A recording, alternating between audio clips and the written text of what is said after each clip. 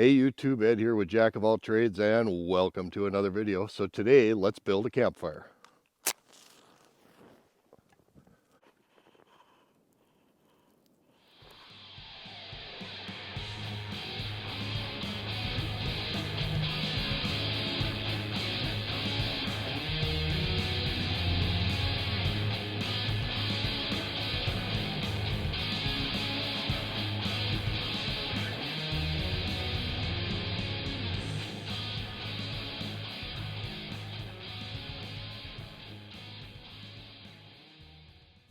And welcome back. So yes, today's video subject is going to be how to build a campfire. Now before we start this discussion, as per the usual, I got to ask you to go down and hit that like and subscribe button. Make sure you ring that notification bell so you get notified of upcoming videos. And if you like videos like this or you want more of them or if you want something different, please let me know in the comments and I will do my best to accommodate. So quite obviously in the intro I cheated a little bit and I used a little bit of starting fluid to get this campfire going, but that's not what we're going to do today. Today I'm going to show you how to build a campfire using the basic parts, tinder, kindling wood, regular firewood, and a fire source of some sort, but don't worry about it. It's not going to be any kind of survivalist crap or anything like that. We're not going to be rubbing two sticks together trying to get a flame going. We're just going to pretend like you are camping and you want to build a campfire and how to do it. And this is a guaranteed method. If you do it this way, like I'm going to show you today, you are guaranteed to have a fire every time.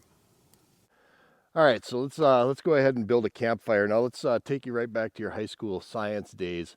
What do you need for a fire to be a fire? You need oxygen, you need fuel, and you need heat. Those are the three items that you need to make a fire. So oxygen is a no-brainer. We breathe it every day. It's in the air. Everybody knows that if you stick a lid on top of a Yankee Candle, the flame goes out, you starve it of oxygen. Oxygen is a no-brainer. Fuel is obviously your wood or whatever it is you're going to burn. If it's lighter fluid, if it's wood, paper, whatever it might be, that's your fuel. And your heat source, in respects to a campfire, can be several different things. It could be a lighter, it could be a propane torch or a map torch like I have here. It could be matches, it could be rubbing two sticks together, it could be a ferrocerium rod, but like I said, we're not going to be doing any survivalist crap today. We're just building a basic campfire. So I will probably use my map torch because it's super easy and I just like playing with toys. So the key to building a successful campfire every time is to start off small and get bigger. You start off small with things that burn very, very easily. That's your tinder material. Tinder can take the shape of many different things. It can be dried grass from like an old bird's nest or dried leaves. Pine needles that are drying on the forest floor. Birch bark is actually a great tinder material. Newspaper, you can use newspaper as tinder. The problem is newspaper is getting harder and harder to find as we roll through the digital age. Who the hell buys a newspaper anymore? Not many. Tinder can be something like a fire starter. You can either buy them in the store or you can use homemade fire starters like I use. Any one of these things can be your tinder. And the point of a tinder is to easily take a flame, easily get a fire started so you can build on top of that to make your campfire. Again, we're starting off small and working our way up. So once we have our tinder ignited, we're going to go ahead and we're going to add some really small dry twigs and sticks to build on that fire to make that fire bigger and bigger and bigger. Then we're going to use something called kindling wood. Kindling is kind of the next step. Kindling can be sticks an inch in diameter or less or right around that inch in diameter. Kindling should be very, very dry and it should be small enough to actually take the flame that you have going here. Dimensional lumber makes great kindling wood. It's super, super dry. You can split it down with a hatchet if you need to make it even smaller. Dimensional lumber makes an excellent kindling wood.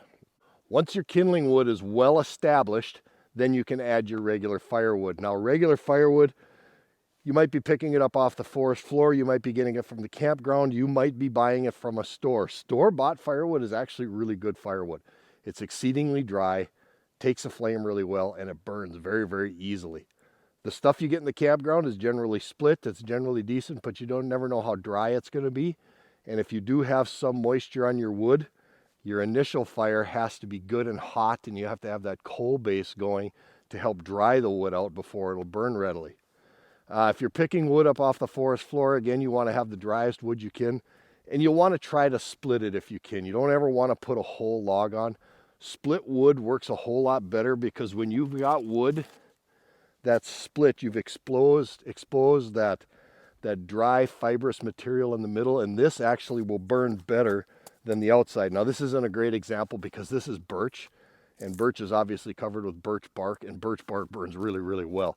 So the exception to that rule would typically be birch, but I always try to at least get one split on my primary fuel wood before I start adding it to the fire. As far as where you build your fire, you can see here I dug a fire pit because I'm obviously not at my fire pit. If you're on a campground, a lot of times there's a designated place for you to have a campfire, and they want you to use their ring. If you're out camping in a tent or in the woods, my favorite way to do it is to dig a shallow pit. You can use things like rocks to make a rock ring or whatever.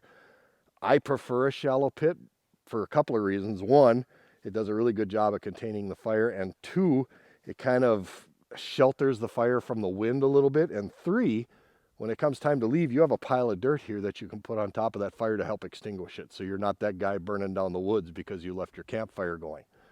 So I prefer a shallow pit method. So let's go ahead and let's assemble these things. Let's go ahead and get a fire going, and I'll show you how I do it. Guaranteed to get you a fire going every time. All right, so to get a fire going, the first thing you need is you need to have a properly prepared fire pit. It should have a fairly solid bottom on it. It shouldn't be loose, full of old ash or anything like that, because that will actually extinguish your tinder wood or whatever it is you're using to get your fire going. So it should have a solid base on it. Now, if it doesn't have a solid base on it, you can make a solid base simply by putting some wood on the bottom like that. That works really, really well. I do that quite regularly in a fire pit, just because it helps to get things going. This will eventually burn up and become part of your coal base. All right, now once you've got your good solid foundation down and you've got a good place for your fire to sit, I like doing something called the log cabin method. And this is a little bit controversial in some circles. Some people like to do what they call the TP method, if you will. That works.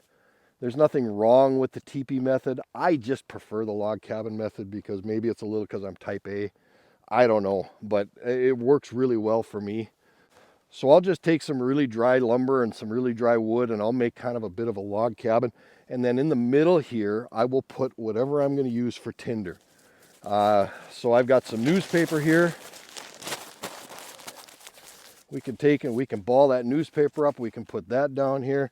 I've got some birch bark here that I harvested from the woods. Birch bark makes a really good tinder. That works exceedingly well. I've got this old bird's nest here. We can add some of that.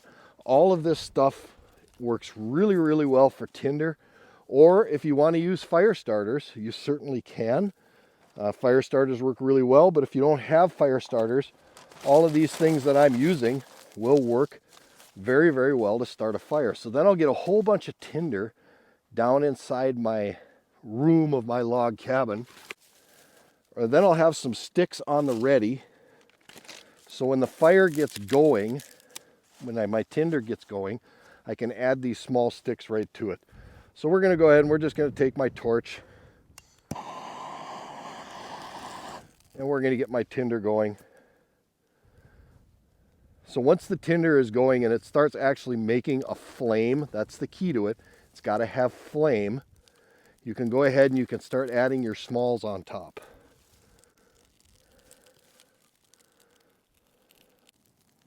And you can see now my small little twigs and things like that are starting to catch flame, and they're starting to make some good fire. Now I can do things like add some more kindling or some more of these small sticks on top.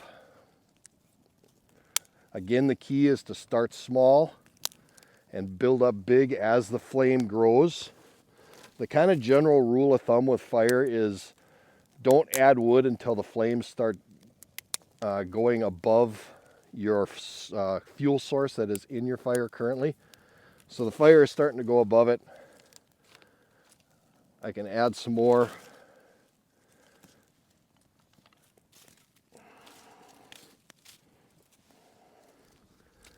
let that catch up. All right, so now as you can see, my kindling is going pretty good. It's getting nice and hot, and the kindling is starting to take a flame. The flame is actually above the kindling wood. Now I'm going to take some of my really nice dry firewood, my fuel wood, and I'm just going to add that on top of my kindling. Just a few pieces at first. Again, maintaining that log cabin kind of style, if you will. And it won't be long, and these logs will start to catch fire, and you're going to have yourself a bona fide campfire.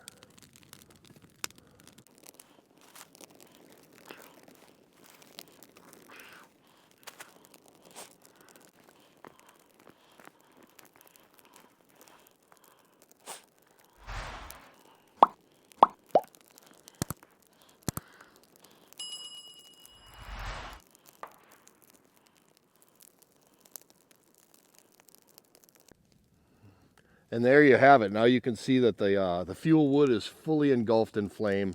You have a good rolling campfire. It's providing really good heat. And on a day like today, that's pretty welcome. Believe it or not, it's actually October 28th, just a few days here before Halloween. And we've got 5 inches of snow on the ground, if you can believe that. So this warmth of this campfire is actually quite welcoming. But it's that easy. When you're building a campfire, the key to the whole thing is dry wood. Start small, and when I mean small, start off with small materials, grass, small sticks about the size of a pencil lead, then sticks about the size of a pencil, then sticks the size of your thumb, and build up on top of that good dry kindling wood and good dry fuel wood. You'll have a campfire every time, guaranteed, without fail.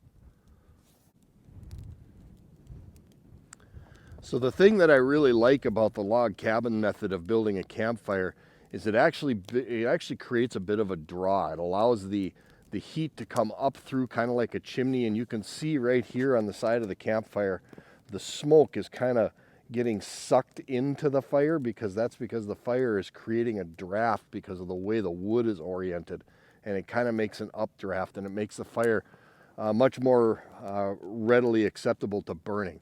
Anytime you can get some air movement helps your cause a little bit. I mean, you can always have too much. Everybody is blowing out a candle. You can obviously have too much air movement, but just enough air movement, just a little bit of a draft, really helps to keep that fire going and helps to sustain it and really helps to get it going. That's kind of why I like the log cabin method, because it kind of creates a bit of a chimney. Incidentally, that's why your house burns so well, because you have a big voided space in the middle. You are surrounded by walls and flammable materials inside, and it creates that draft and that draw once it gets going, and it actually self-feeds itself with oxygen, and that's why your houses burn so well. It's just the nature of the way it works. So that's why I prefer using the log cabin method. The teepee method, which a lot of people like to use, also does a similar thing. I just think the log cabin method draws a little better. It's personal. You do whatever you like and whatever works best for you, but this works good for me, and every time I do it, I'm guaranteed to get a fire going.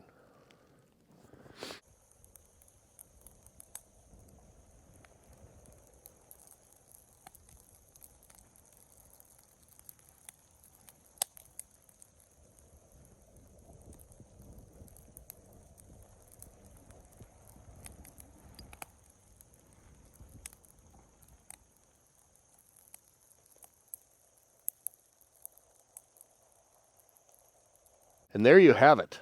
How to build a campfire, guaranteed to work every time. I promise you, if you follow those steps I just outlined to you, your campfire will be a success every time you strike a match without fail. Now, if you're out in the woods having a campfire, or even if you're just at a campground having a campfire, make sure that when you leave or you're done with your fire, it is completely extinguished. You'd be surprised how long those coals will sit down there and linger and smolder away, and all it takes is a little gust of wind or a little breeze or a little bit of grass to get blown into that fire pit, and it'll reignite and turn itself back into a fire. So please be responsible. Make sure that your campfire is extinguished. Even if you had your campfire the night before and you are leaving the next day, make sure that your campfire is out. You don't want to be that guy who burned down half of the woods because your campfire wasn't completely extinguished. Now, I did this video up here at my hunting cabin, and not too many years ago, we had some individuals just north of us here camping out in the woods, and they had a campfire. And when they left on Sunday, they were not very responsible, and they didn't make sure their campfire was completely extinguished.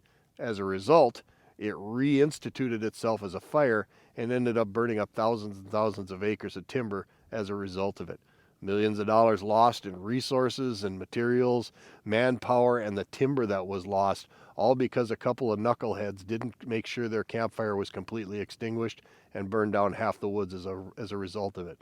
So please make sure that you have your campfire extinguished before you leave. So let's go ahead and wrap this video up. Now, as always, if you're liking what you see here on the Jack of All Trades channel, make sure you hit that like and subscribe button down below. Make sure you ring that notification bell so you get notified of upcoming videos. And hit me with those comments. If there's something you want to see me do, explain, if there's a product you want me to review, anything like that, let me know in the comments. And if I can do it and if it's within my power, I'll certainly try to get it done. With that, this is Ed from Jack of All Trades. As always, thank you for stopping by. Thank you to my longtime subscribers. Thank you for watching this video, and we will see you on the next video.